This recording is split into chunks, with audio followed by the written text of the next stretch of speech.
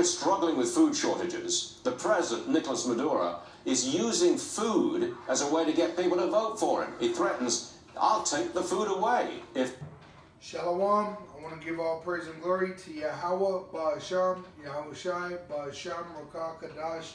Double honors to our elder apostles who rule Great Millstone well. And Shalom to all you Akim pushing this truth with sincerity. May you brothers endure to the end. Shalom. They just said that this man, the president of Venezuela, told the public that he will take the food away.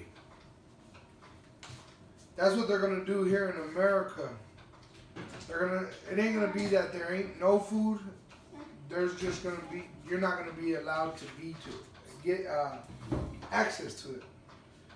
This is Matthew 24, verse 7. For nation, I'll start at 6. Shalak, I'll start at 4. And Yahweh Shai answered and said unto them, take heed that no man deceive you. For many shall come in my name, saying, I am Hamashiach, or anointed, and shall deceive many. And this man believes he is anointed. And honestly, he is anointed to do evil. That's why he's put in that place. Yahweh has put him there through the spirit of Yahweh Shai to bring his country into that state. Well, Trump is going to do the same thing. It says,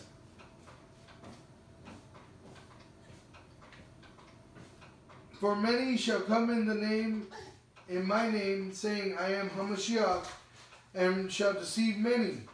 And ye shall hear of wars and rumors of wars. See that ye be not troubled, for all these things must come to pass. But the end is not yet. For nation shall rise against nation, and kingdom against kingdom.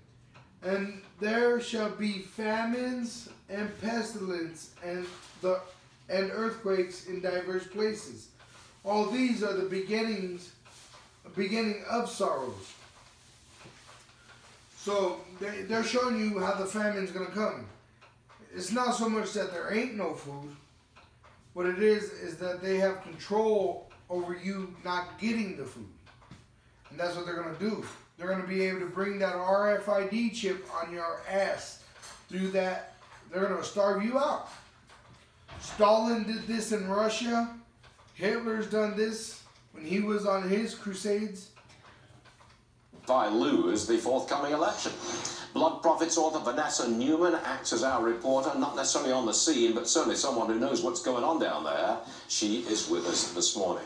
First of all, Vanessa, who's supplying this food? They can't feed themselves, so which outside authority is giving the food to Maduro, which he then uses to bribe the people with? Aha. Well, you see, he has put the military in charge. I blogged about it about almost 2 years ago.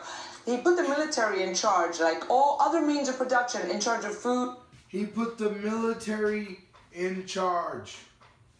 That's called martial law. Trump is taking America into martial law. Distribution. The minute I saw that, I knew it was a recipe for corruption, and it absolutely is. So they basically find ways to buy the food on the international market. Some of it comes through suppliers in Miami. So a lot of this comes through suppliers in Miami, or Mexico, or Central America, or other countries in Latin America. The military buys it and sells it. But in that transaction, they're taking a huge cut. So that's one of the ways he keeps military support, and is also using it to keep support from the people. Starvation and corruption. We've asked you... Starvation and corruption. The worst death you could suffer is starvation.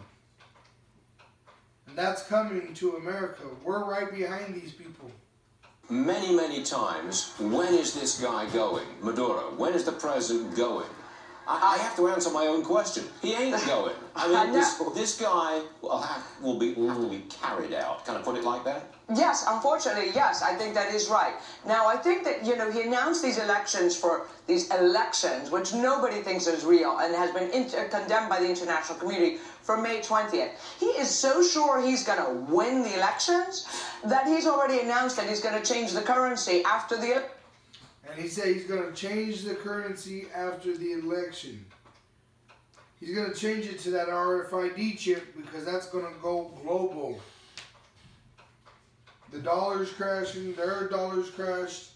So, I mean, the whole world's set up for that chip right now. It's prime.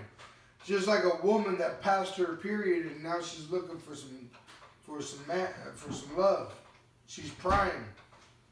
That's what this whole setup is. It's right at its sweet spot. What would you call it? Right. It's ripe for the picking. Okay. It says here, Revelation 13:16, and he causeth all, both small and great, rich and poor, free and bond, to receive a mark in their right hand or in their foreheads, and that no man might buy or sell, save he that had the mark, or the name of the beast, or the number of his name. So that chip is what's up next for all these countries, including America. Elections January 1st, which means he knows he's going to be president. So now there's a push to try and get change going before then. There are talks that, the military might revolt, but the only way you get the military to revolt is cut off the money, which is cut off the oil money and cut off the food money, and also sanction them for their drug trafficking. Those are the three main sources of income. That's what's keeping them from overthrowing. Well, is there any sign that America is going to take action in those three areas and say, enough's enough, that's it? Well, it's no secret. It has been, publicly issued by the White House that they are considering sanctioning the entire oil industry. And this is a huge discussion, not only all over Latin America, but in the international business community. What's going to happen if they sanction all of the oil? The U.S. hasn't quite done it because it's considered to be really radical, and what will be the humanitarian? It will worsen the humanitarian situation. So they're considering that. Would you be surprised? This is Revelation. Oh no, Shalak. It's 1 Timothy 6:15. Because all these men are declaring themselves king.